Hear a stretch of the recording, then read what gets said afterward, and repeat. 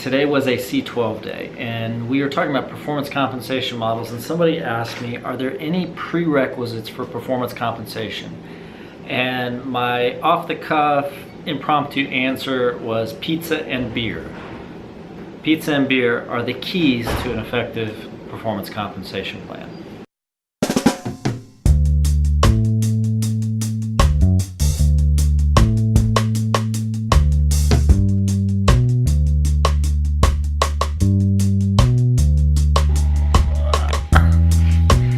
Here's what I mean by pizza and beer.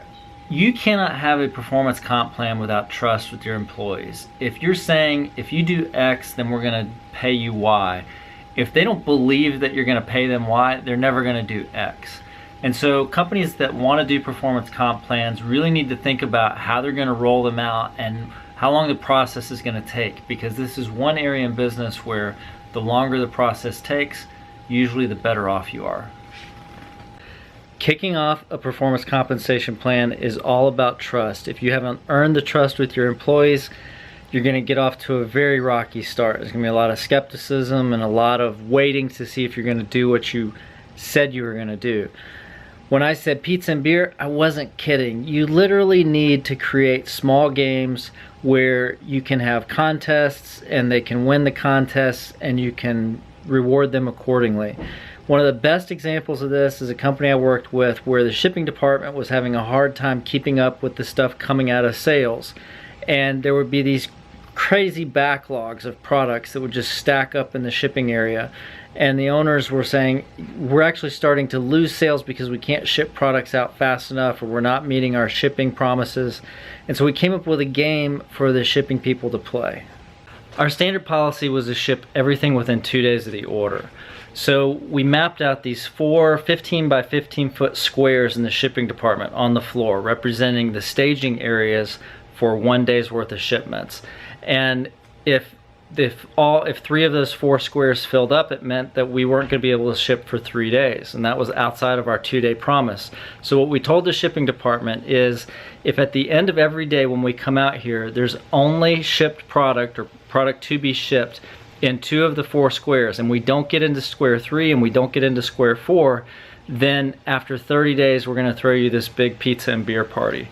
And it didn't matter if you got to 28 days and you didn't make it, didn't matter if you got to 29 days and didn't make it, you had to be there for 30 days for the entire month.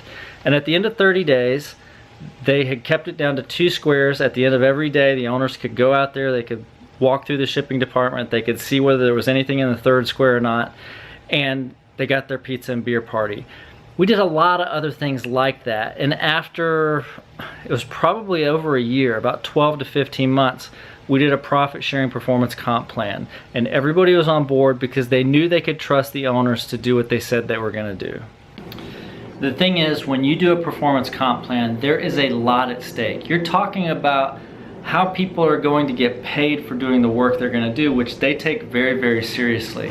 And you should not take it lightly. It would be much, much better for you to take 6, 9, 12, 15, 18 months to build the plan, build the trust, get it right, roll it out slowly, and have it be successful 10 years from now, than to jump right out of the gate and say, we're gonna do this great performance comp plan, make all these promises, launch it, and it fizzles because there's no trust, there's been no history of pizza and beer, and 10 years later you're wishing you could have finally gotten that performance comp plan off the ground.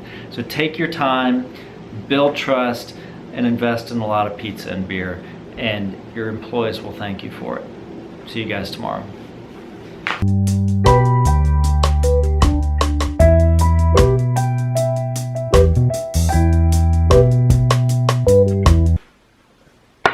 Did Andrew do any schoolwork today? Oh, is that one for me?